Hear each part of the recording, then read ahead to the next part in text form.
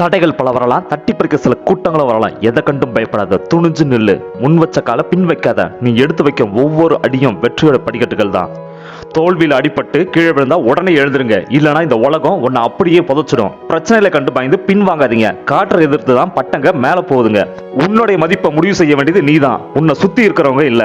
பணிந்து போ, உன் தகுதியை உயர்த்தும். அதே துணிந்து பாருங்க, உங்க திறமைய பல மடங்கு அது உயர்த்தும்.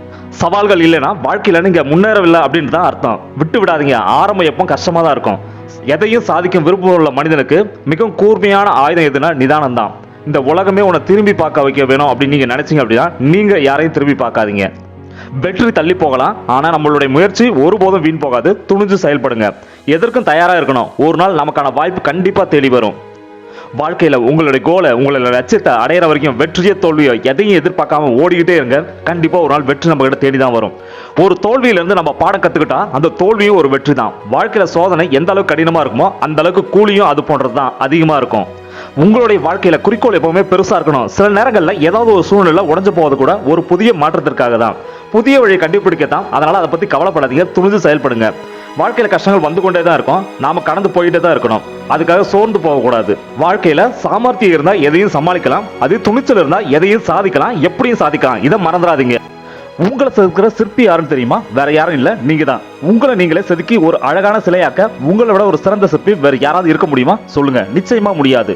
ஒவ்வொரு செயலை நீங்க செய்யும் போது அது உங்களோட தனித்துவம் இருக்கும். உங்களை அழகான சிலையா மாற்றுவதும் இல்ல உங்களை அப்படியே கல்லா வச்சிருப்பதும் உங்க கையில தான் இருக்கு.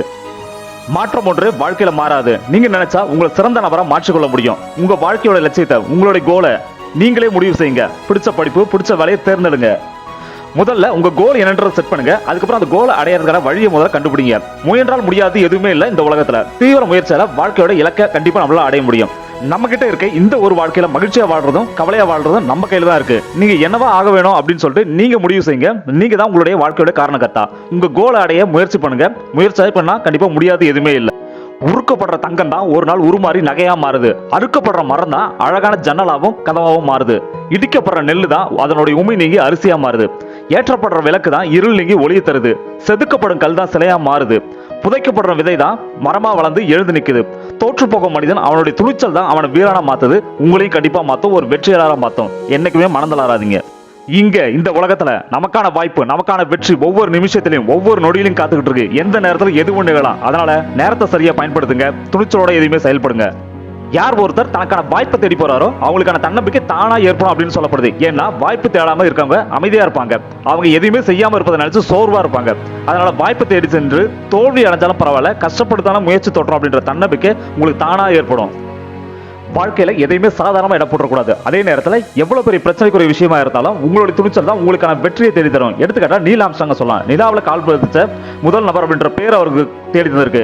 அவர் கூட பயணிச்ச இன்னொருத்தரும் அவர் தான் முதல்ல இறங்க வேண்டியது. ஆனா அவருடைய பயம், அவருடைய தன்னம்பிக்கை இல்லாதனால அவர் பதிலாக நீல் ஆம்ஸ்ட்ராங் தான் ஃபர்ஸ்ட் இறங்கினாரு. அவருடைய பேர் தான் இப்போ உலகம் முழுவதும் நிலவில் கால் பதிச்ச முதல் நபர் அப்படின்ற பேர் இவருக்கு தேடி தந்திருக்கு.